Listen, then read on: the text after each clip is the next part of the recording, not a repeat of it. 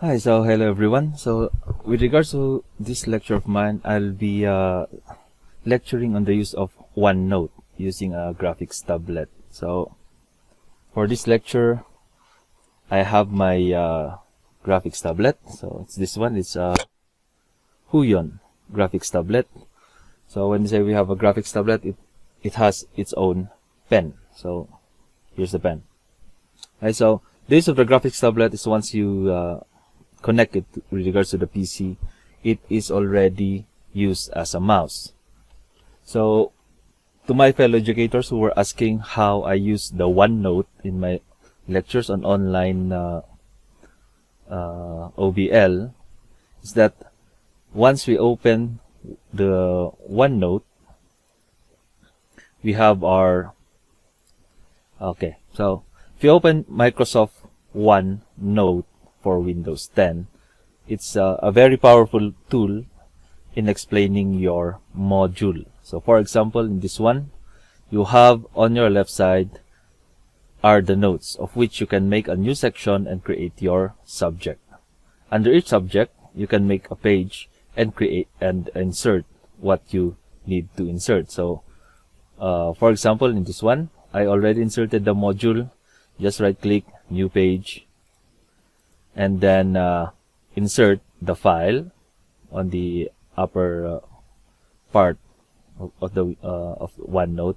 You have the insert part, and in this toolbar you have the table file printout. So just insert the file of your module, and if you need to make another file or another page, you just insert again an image or a PDF, or for example a PowerPoint presentation, and that's it.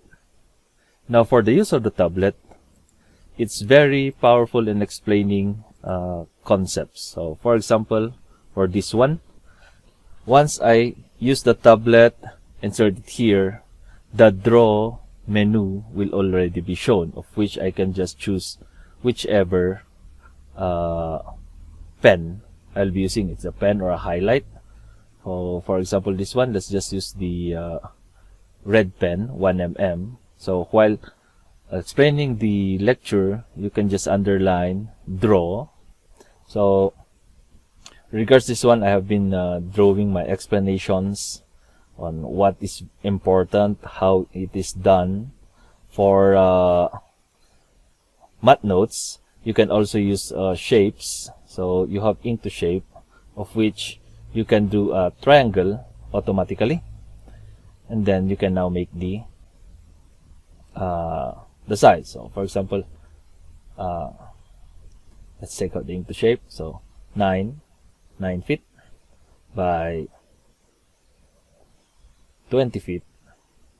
So while you are trying to explain it, the pen for the graphics tablet will already be in sync with your OneNote. You can go to the next parts of the page if you want to draw more or explain further, and use this right side part already as your whiteboard. And that's it. So this is a book. Okay, so I just inserted the soft copy of the book, and here I was explaining to my students how the table and everything. You can include examples.